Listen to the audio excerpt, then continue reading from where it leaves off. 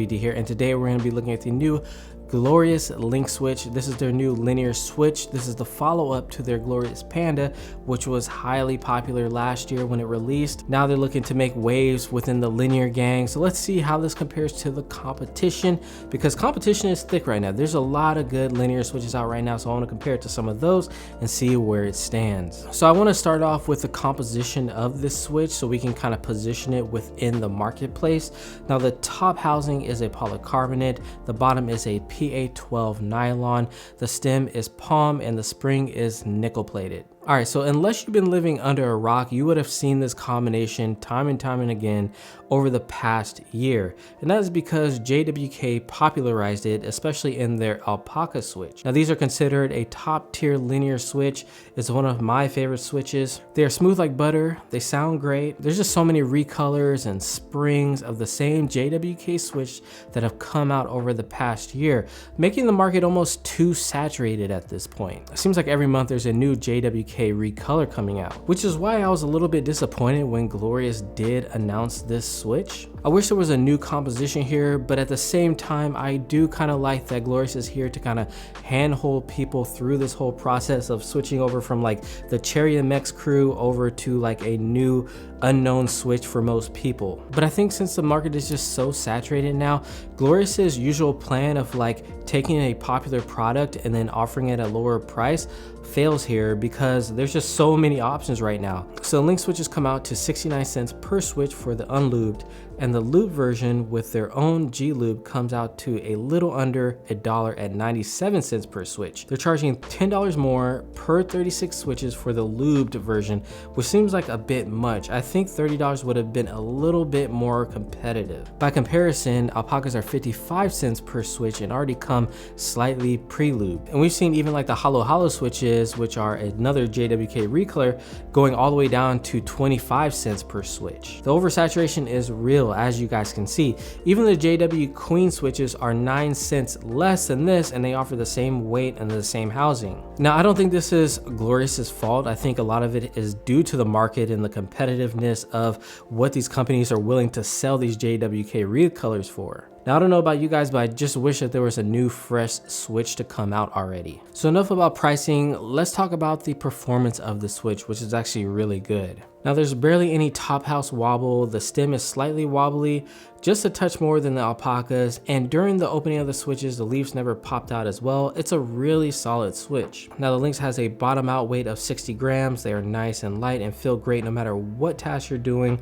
whether that's gaming or typing up essays or emails. They're nice and smooth, and in my opinion, these are on track to replace Cherry MX red switches as the default switch that everybody goes for like gaming or just in any mechanical keyboard. Now as for the sound, some people care about sound, some people don't. Now these are a higher pitch switch, just like the alpacas. I find that the pitch is just slightly higher and it's going to give you a lot of clack. Because of that, I like to pair this with a polycarbonate board to kind of offset that clackiness or high pitchedness. When you have a brass plate, I feels like I'm typing on a brick sometimes. I like having a softer bottom out, so like a gasket mount or just having a polycarbonate plate. Now I'm not saying it won't work with a brass plate, but in my opinion, it's just not ideal. It's personal preference. You might not care, but that's just what I felt. Just didn't feel right on my fingers. You have a light linear switch that's just going straight into that board and clacking. Kind of hurts after a while, and it's not very pleasant. So what I did was I tested an unlubed version. I took the unlubed version and I lubed and filmed it with some GS2 lube. And then I also took a lube version and a lubed and film version where I just didn't even touch it. I just put the films in. So I'm gonna drop the sound test and then we'll meet back here after you guys are done.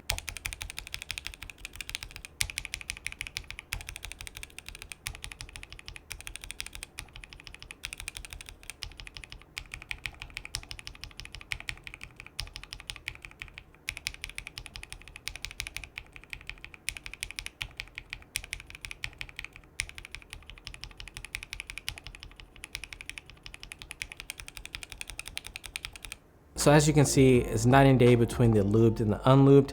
I find that the filmed version It doesn't really make a difference because the top and bottom housing are pretty tight together, so it's not gonna make a huge difference in sound. The G lube is quite a bit thicker than the GS2 lube that I use, so it's gonna be a little bit more mute. Now, normally I don't like pre-lube switches, or I'll just add a little coat of my own, but Glorious did a really good job in factory lubing these switches. Like, if I can get away with not lubing, I'll take it, and this is an occasion, one of the first occasions where I feel like a company did a really good job of lubing their switches in the factory. Out of the box, these are great. The unlubed, you're gonna need to lube them. I'm sorry. They're just too scratchy and they just don't sound as good. The pitch is way higher than if you lube it as well. If I were to recommend this switch, I would definitely get the lubed version, or if you wanna lube it to your taste and you have the time to lube, go ahead and get the unlubed ones and do your thing. Now, I did a lubed sound test as well of just the switches on the entire board, so let's drop that right now.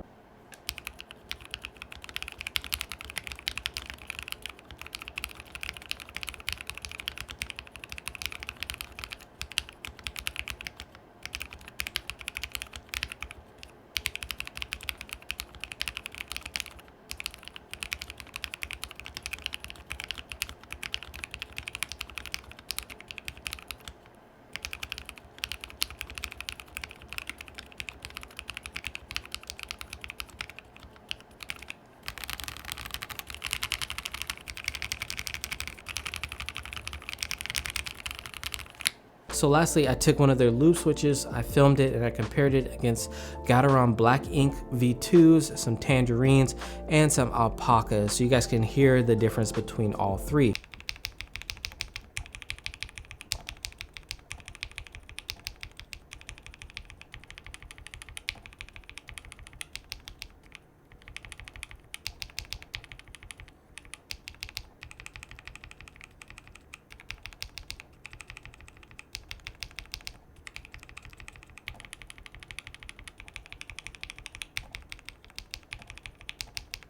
So out of those four, which one sounded the best to you guys? I'm curious. Write down in the comments, and also drop me a subscribe if you haven't already. What are you doing? All right, so just to recap, you're getting a solid switch here, but these other companies are just taking probably just minuscule margins, if at all. So, I mean, you can only compete so much. It's not like when they competed versus Final Mouse or when they competed against the Holy Panda, where there's only one or two other competitors. Now they're facing off against like hundreds of switches, it seems like now. So it's a lot difficult to get into this market, especially if you are an enthusiast.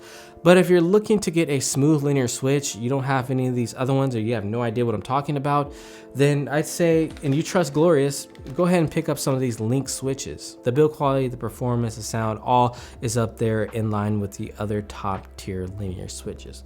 All right, so that's gonna do it for this review of the Lynx Switch. Good, but oversaturated. All right, it has been your boy BT. Don't forget to like, share, comment, and subscribe, and I will see you in the next one. Peace.